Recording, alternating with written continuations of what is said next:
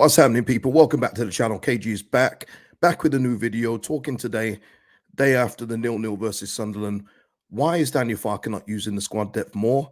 I'm going to talk about a couple of Daniel Farke's comments after the game as well. But before I get into that, please like the video, subscribe to the channel, and of course, drop your comments and thoughts below.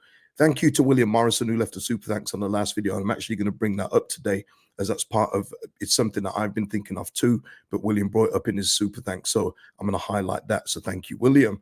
And if you want to donate to the channel, super thanks is in the comment section. If you want to become a member, membership link is in the description. Now let's get into this, because Daniel Farke had some stuff to say after the game. He was very frustrated with the referee, which is obviously understandable. But as I said in the match reaction, you create your own luck. And yes, if you're relying on other people, that's when it becomes a problem. You can do more within the game. And when you've had one shot on target at home against a mid-table side, or, for 93 minutes, there is an issue there. But some of the things he highlighted to say, and I just wanted to pick up on the first thing, the structure was much better than today than Coventry. I just wanted to highlight that because Coventry yesterday got absolutely obliterated by Southampton, not scoreline wise, but the way the goals went in. And it's to the point of what's happening with us. We don't shoot on target enough. And I've said many times in this division, especially, the goalkeepers are not great in this league. So if you can get shots on target, there's a big chance you're going to score in this division. And we're not doing enough of that, especially since the international break finished. So, it's just funny, structure better in this game than Coventry. But, we should have done better in that game, but we didn't. If you don't score, you don't create chances, then you have to make sure you get at least the second best result. And that's what we did. And I usually agree with that. I always say that if you don't win, don't lose. But man, we are coming up to the crunch here. Every point is valuable. And yes, that point, it could be the point that sends us second and up into the Premier League. Awesome. But imagine how 3 would be. And again, I go to mentality of the team that's playing today. As I record this, is Ipswich. They see Leicester lose, they've got a boost there. But then they see us win. It's like, all right, half the job's done. But, we then put some doubt in their heads because Leicester have still got that game in hand. So they've probably been galvanized by the fact that we couldn't beat Sunderland at home. And I'm sure pretty much people are expecting Ipswich to beat Watford at home today. There was more talking about there was something here. I mean, this article, right? I think she's new to the Leeds United. I think she is Nancy Frostons of the Athletic. So that's the source of this article here. What is it? It has been a frequent criticism of late that it's taken too long before a substitution is sent on. I would argue it's been going on all season, and we'll get into that in the final portion of this video. Referee decision, blah blah blah. Yeah, this is one thing I wanted to point out, which could go to Daniel Farke's mentality and probably where he does call for calm in this situation. Obviously, you couldn't ignore the crowd last night. The crowd last night was very vocal, very frustrated with the team, frustrated with Farke, and he has to answer that, and he kind of has here. He says here, I'm not reading the first bit. I normally never speak in front of the players about what happened at my former clubs because they don't want to hear it. It has no effect. But just because it fits, I ended my first promotion with Norwich in the last 6 games with draw, draw, draw, draw, win, win. After each draw, everyone was panicking that it wasn't going to be enough for promotion. We needed wins. But then you saw other results coming in, and in the end, we won the league. You never know. I'm not happy, but this draw brings us at least into the top 2, and sometimes even 1 point can prove pretty important. Now, I actually do like what he's saying there. I actually give him, this is a man that's been there, done that. So he's talking from pure experience here. I would just say that, like everyone keeps saying, this year is very different from other years in the Championship. This has been a relentless pace by the top 3 especially. So it almost feels like if we do what he's done there in that draw, draw, draw, win, win, will that be enough with the way that Leicester and Ipswich are playing?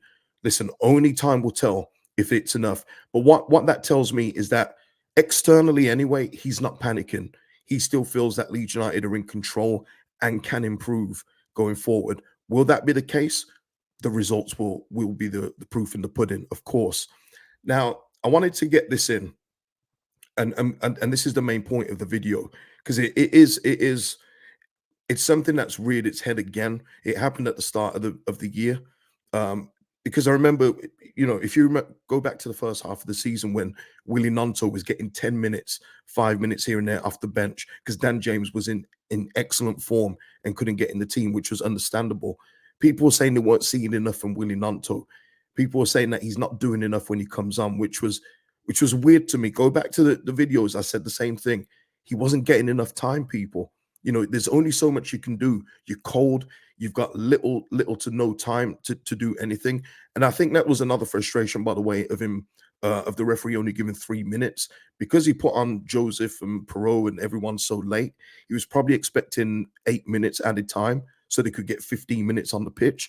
But you can't rely on referees giving you added time in order to give your squad the minutes they need and sometimes deserve. So what I want to say here is William brought up this, and this is something that I was thinking as well, something I've said before. Shout out to you, William. You were right. Farke could put a stop to this lethargic play. Our starters are way too comfortable. When you play like your job is safe and you know you will not be benched, this is what you get. Daniel, you're the manager, so manage. And it's a great point. It's something that I've mentioned before, especially when it was in the Premier League and you had players like Harrison, no matter what he was doing, whether he was subbed off at half time or a ghost through the game, he would get start after start after start.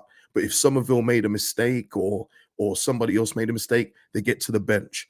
And that's what happens. Bamford, no matter how many stinkers he put up in the Prem, no one else could get a start ahead of him. Gelhardt, no, you're not playing. So there is something in that. And I want to point out this. And listen, we've seen this many times, but look, this is a great example of what we've seen throughout the season. We've needed a goal yesterday against Sunderland urgently needed a goal. Sunderland, their game plan was working to a T. They were defending well. We weren't getting in behind them. The play that we were doing, we weren't moving the ball quick enough to get behind them. The one time we did, Bamford, instead of just squaring it or try and put it in the empty net when the goalkeeper is out, put it out nearly for a throw-in. But alas, Sunderland, as you see on this is the substitutes bench that I've put up on the screen. Patrick Roberts and Elise came on before we even made a sub. That is on Daniel Farke. That is not something you can put on the refs. That's not something that you can blame anyone else for but yourself as a manager. That is on you, especially when the game is going absolutely nowhere with no chances being created. Now, what I want to say in terms of squad rotation is that I don't want Somerville to go out the team. I don't think Somerville is tired. I just think he needs more help. I think he needs more help. I think he needs more of an outlet. Firpo should be the outlet on the left for him at times, but I think he needs more help on the inside too. There was one point where we had an attack in the first half where we actually got in behind them, and the only person in the box was Patrick Bamford. That's it. There was no other player in the box. You would think that we were the away team with the way that attack looked. We should have had more bodies in the box ready for the cross, and it just went over and came to nothing. And that is where I feel Somerville needs more help. I wouldn't drop Somerville. I think he's doing his best. And I've said this already. I'm not going to repeat myself, but if it's not Somerville, if it's not Jorginho, who is it? But at this stage, I think about it when Nanto was doing his little sub appearances when he was fully fit. I know he's getting back into fitness now. But what are the rest of the squad thinking? And while I give you a minute just to marinate, let me take a sip.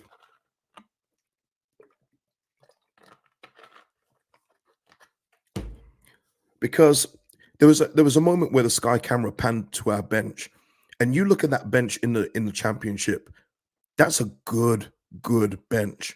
Now, Jaden Anthony, I've made my feelings clear. I don't think he's been very impressive when he's played. I think he's been okay. But what harm would it do to give a few players a start to help spark this team? The team looks lethargic. The team looks tired. They look like they're devoid of ideas out there at this point in time. Let's switch it up. It's not like we're putting out players and then putting in ones that are absolutely terrible. If you're talking about taking out Bamford and, whether he's still injured or not, Jorginho for a game, and you're putting in Mateo Joseph and Joel Peru, that is a great swap. That is a great swap. Now, obviously, Jorginho is on a different level when it comes to creativity, of course, but Joel Perot and Mateo Joseph will give you a goal threat. What they will do for you at least is shoot on goal. They will give you that. Sam Byram, I know Archie Gray hasn't been really good in the last few games, it has to be said, but let's try him in midfield. Let's take Kamara out for a game, put Connor Roberts or even Sam Byram at right back if they're fit enough. Maybe even give one of them half each at right back if they're not fit enough to play 90 minutes. Do that.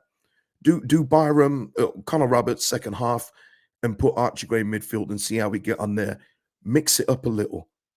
Just mix it up. How about move Ethan Ampadu into midfield? Gruev doesn't look fit. Put Ampadu in midfield, stick Charlie Cresswell at centre back. Once again, giving us a bit more steel at the back, bit of steel at the back, and a threat on potential set pieces. Yet again, 13 corners yesterday came to absolute nada. No point having them. We may as well just give them goal kicks. There are different things we can do to help reignite this team. It's not like the bench depth is poor, like we were in the Premier League and the bench was absolutely rotten. This is not the case in the Championship. This is a good bench, and I feel like he should be utilizing it more. Obviously, we'll see what he has to say in the pre-match press conference for the Blackburn game, but he has to make changes. We're too predictable. That team sheet, we can do that every week. Everyone knows what the team sheet's going to be, and that is a problem. He needs to mix it up. And if he's not mixing it, why isn't he? Does he not trust Jaden Anthony? Does he not trust? Is Willie Nanto still too hurt to play 90 minutes? Even if that's the case, and I'll put it this way: Nanto, if he's hurt, he's made the bench the last couple games. Start him, and if he's not fit enough to finish, then you bring on Jorginho to finish the game. Just think about what the opposition is thinking there. Damn, Nanto's coming off, but Jorginho's coming on while we're a little bit tired. There's just so many things he can do, but will he do it? That's the question I pose to you, and I want your thoughts on this. I want your thoughts because, look, I'm looking at the bench here. There are so many things we can do to change the starting lineup, but Daniel Farke he's got to be a bit more flexible. We've seen no evidence of that so far. Will he do it just to help us get us over the line to look a bit fresher? I leave that question to you. So people, that's the video. Please like the video before you exit. Drop your comments.